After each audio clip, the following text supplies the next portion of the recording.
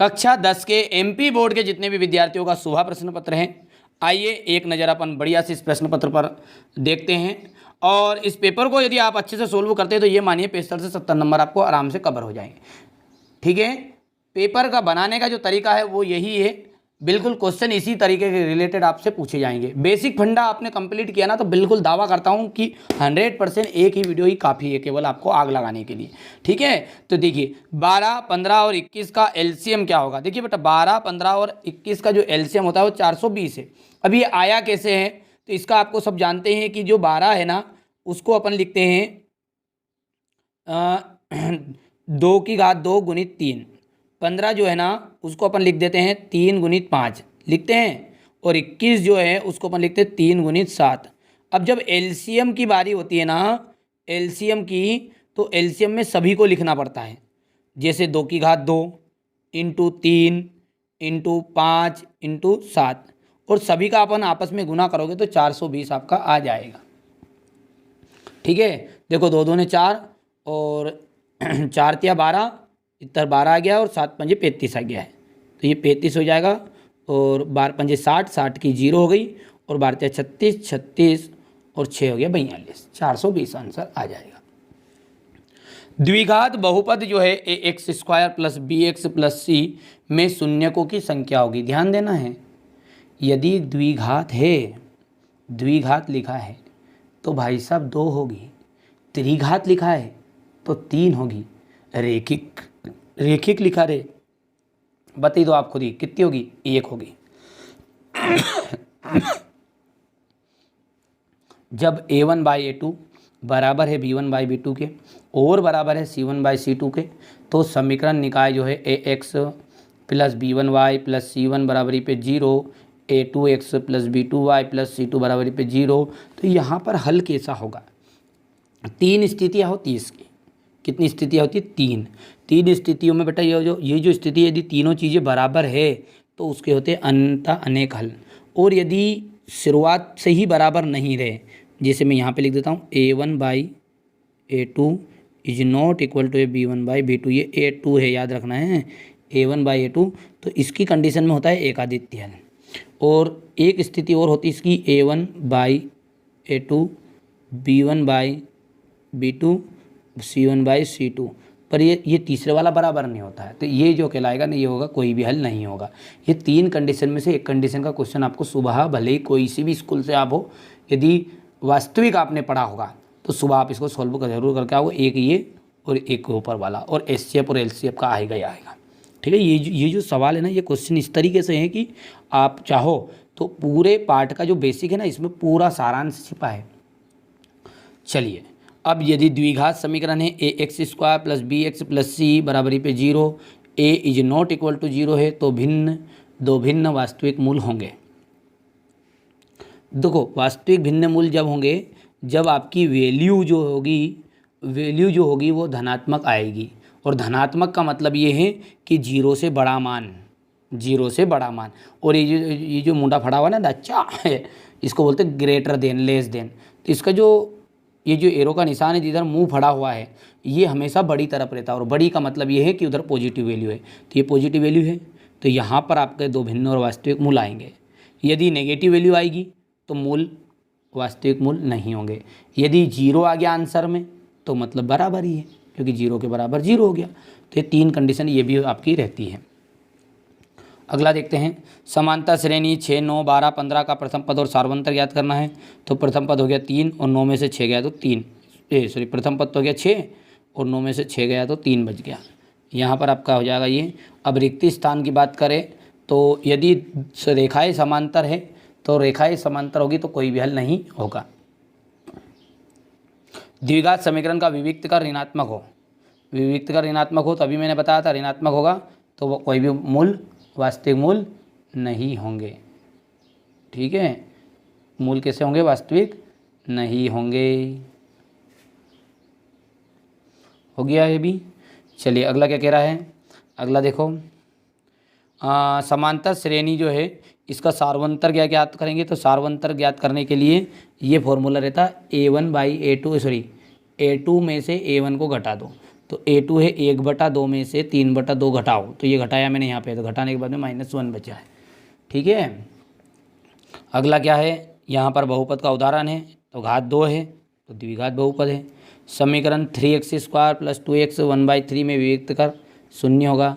करनी 2 जो है आपकी क्या है, आपकी अपरिमेय संख्या है। घात बहुपद है, त्रिघात बहुपद है, जो 3 घात वाला बहुपद रहता है उसे त्रिघात बहुपद के नाम से जाना जाता है, और जो कि ये आंसर रहेगा। रेखिक बहुपद, रेखिक बहुपद का जो आपका व्यापक रूप होता है ना, ध्यान देना बच्चों, है ना, रेखिक का व्यापक रूप हो गया ax + b, और द्विघात का, द्विघात बहुपद है यदि, और उसका यदि कोई आपसे मानक रूप पूछ ले, मानक रूप बोल सकते हो इसको, व्यापक रूप बोल सकते हो, तो वो होता है आपका ax² + bx + c। ये जो इतना है यही क्या है आपका द्विघात बहुपद का मानक रूप है। और एक का तो ये हो गया। चलिए, द्विघात समीकरण है x² - 1 = 0 के मूल। देखिए, जब भी ये 1 आएगा तो ये घात 2, ये 1 इधर आकर काय का हो गया, प्लस का हो गया, और घात 2 हटाएंगे तो करनी लगाएंगे, तो एक बार प्लस का और एक बार माइनस का आंसर आ जाएगा। तो ये जो कि तीसरा आंसर ये यहाँ पे द्विघात समीकरण x और x - 3 = 0 के मूल ज्ञात कीजिए। तो यहाँ पर देखिए, ये कह रहा है मूल ज्ञात करने का मतलब ये कि दोनों के बराबर 0 लिख दो। तो एक बार तो x के बराबर 0 आ गया, जो कि मैं इस तरीके से लिख दूँ, लो x बराबर पे 0, और एक बार क्या लिख देंगे x - 3 = 0। तो एक तो x की वैल्यू 0 ही आएगी, और एक दूसरी कितनी आ गई, +3। तो ये आपका यहाँ पर 4th नंबर वाला ये रहेगा 0 और 3। त्रिभुज समरूप होते हैं, कौन से त्रिभुज, समबाहु त्रिभुज होते हैं ना, वो समरूप होते हैं। समांतर श्रेणी का जो nवां पद है, nवां पद का फॉर्मूला ये यहाँ पर है, an = होता है a + n - 1d। हो गया भैया। अब देखते हैं सत्य और असत्य। 1/2 एक परिमेय संख्या है। 1 जो करनी 2 है, क्या एक परिमेय संख्या है, क्या परिमेय है कि अपरिमेय, बताओ देखो मेरे को। करनी में रहने वाली संख्या आपकी जो रहती है वो आपकी अपरिमेय होती है, तो इसलिए परिमेय नहीं होगी, इसलिए ये हो गया आपका असत्य। शून्य बहुपद की जो घात होती है अपरिभाषित होती है, बिल्कुल सत्य बात है ये। 2 चरणों में एक रेखिक समीकरण के अनेक हल होते हैं। 2 चरणों में एक रेखिक समीकरण जो होता है ना, उसके अनेक हल रहेंगे, नहीं बात यह। तो 2 चरणों में रेखिक समीकरण के अनेक हल होंगे, सत्य बात है ये, तो ध्यान रख लेना है। और ax + b = 0 एक द्विघात समीकरण है। अभी मैंने आपको यहाँ पर बताया, देखो ये ax + b ये बराबरी पे एक द्विघात बहुपद है क्या, तो बहुपद नहीं था, ये रेखिक बहुपद है। और यहाँ पे बस फर्क कितना सा है, बराबर का उधर 0 है, तो जब 0 रहेगा नहीं तो समीकरण कहला जाएगा। तो ये है आपका रेखिक समीकरण, क्या है, रेखिक। और वो क्या बोल रहा है, घात 2 के हिसाब से। मतलब तुम तो सीधी सी बात याद रखना कि घात 1 है तो रेखिक, और घात 2 है तो द्विघात, बस। तो भैया घात 2 है क्या, यहाँ पे नहीं है, तो इसलिए ये बात होगी आपकी सत्य। जब वर्ग समीकरण के दोनों मूल समान हो, जब वर्ग समीकरण के दोनों मूल समान हो तो विविक्त का d = 0 होता है। बिल्कुल ये बात आपकी क्या रहेगी, सत्य रहने वाली है, यानी कि d = 0 ही होता है जब उस टाइम। ये कि समांतर श्रेणी है क्या, तो देखो एक वैल्यू माइनस की, एक प्लस की, फिर माइनस की, फिर प्लस की, माइनस की, तो ये समांतर श्रेणी के अंतर्गत नहीं आती है। ठीक है, तो ये क्या है आपकी असत्य है। कर पाओगे भैया। अगला देखते हैं, एक वाक्य में उत्तर। 156 के जो अभाज्य गुणनखंड है, 156 के, तो यहाँ पर इसके अभाज्य गुणनखंड निकालने 156 के, तो ये मैंने इस तरीके से निकाल सकते हैं। 2 × 7 = 14, 1 बचा 2 × 8 = 16, 2 × 3 = 6, 1 बच गया 2 × 9 = 18, फिर देंगे 3 से, 3 × 1 = 3, 3 × 3 = 13, तो कितना आया, 2 की पावर 2 × 3 × 13। रेखिक बहुपद की घात कितनी होती है, देखिए भैया, रेखिक की 1 घात होती है, द्विघात की 2 होती है, त्रिघात की 3 होती है। तो रेखिक बहुपद की जो घात होती है कितनी होती है, तो 1 होती है। यदि 2 संतरे और 5 सेबों का मूल्य 70 रुपये है। यदि 2 संतरे हैं और 5 सेब है, सेब मतलब एप्पल की बात कर रहा है, 70 रुपये, तो इस स्थिति का रैखिक समीकरण के रूप में प्रदर्शित करो। तो देखिए कितने संतरे हैं, 2 संतरे हैं, तो 2x हो जाएगा, क्योंकि अपन मान लो कि संतरों का मूल्य x है, तो यदि 2 बोले तो 2 ही लिख देना है, प्लस 5 सेब बोल रहा है तो 5y कर दो, और बराबरी पे कितने पैसे ले आओ, 70। बस इस स्थिति को क्या करेंगे, समीकरण, रैखिक समीकरण के रूप में प्रदर्शित कर लिया। नाम दे दिया मैंने समीकरण नंबर 1, नहीं भी दो तो भी ऐसे लिख देना बस। द्विघात समीकरण का मानक रूप, मानक रूप मतलब है कि ये जो बताया था बेटा मैंने, ये बताया था आपका द्विघात बहुपद का बताया था, और ये जो है ये क्या है हमारा द्विघात समीकरण। तो बस बराबर के उधर 0 लगाना होता है। ax² plus bx plus c is equal to 0। वर्ग समीकरण x² plus cx plus b बराबरी पे के मूलों का योगफल ज्ञात कीजिए। तो यहाँ पर ये a होगा, a है ना, मिसप्रिंट हो गया, ax² है ये, क्योंकि bx है और c आ जाएगा। तो इसके मूलों का योग क्या है, तो इसके जो मूलों का योग है, ध्यान देना है, इसके मूलों का योग, तो माइनस का b/a होता है। कितना होता है, माइनस का b/a होता है। पर ध्यान देना, ये वैसे ये सवाल जो है ना मिसप्रिंट है, ध्यान देना है, वैसे मिसप्रिंट है। यदि ऐसा का ऐसा छपके आ जाए तो उस कंडीशन में जो b की जगह पे वो कौन है, c है, तो ये c/a लिखना है। पर वैसे ये जो सवाल है वो ऐसा रहेगा बेटा, है ना, ऐसा ax² plus bx plus c is equal to 0। तो यहाँ पर इसमें मूलों का योगफल ज्ञात करना है, रहेगा ध्यान। तो यहाँ पर माइनस का b/a लिख देना है।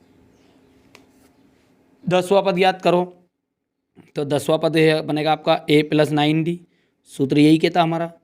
10वां पूछे तो a प्लस 9d, a की वैल्यू हो गई 2 प्लस 9 इंटू 7 में से कहते 5, 9 5 45, 45 और 2 47, तो भाई साहब 47 यहाँ पर आंसर राइट रहने वाला है। अब क्वेश्चन नंबर जो 6 है, यहाँ से आप देख सकते हैं क्वेश्चन नंबर 6 से कि HCF है 306, 657 बराबरी पे 9 दिया हुआ है। LCM ज्ञात करना है। क्या ज्ञात करना है भैया, LCM ज्ञात कीजिए। ठीक है, अभाज्य गुणनखंड विधि द्वारा पूर्णांक 12, 15, 21 का HCF ज्ञात करो, फिर HCF के बाद में LCM ज्ञात करो। सिद्ध कीजिए कि करनी 2 एक परिमेय संख्या है। प्रश्न देख ले ध्यान से भैया, है ना, प्रैक्टिस करो।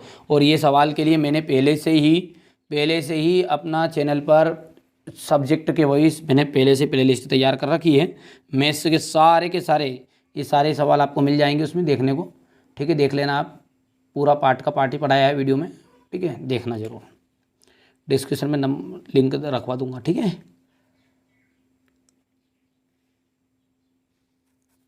ये क्वेश्चन नंबर 12 हो गया, ये क्वेश्चन नंबर 13, 14, 15 और ये 16 हो गया। 16 के बाद में ये रहेगा आपका क्वेश्चन नंबर 17,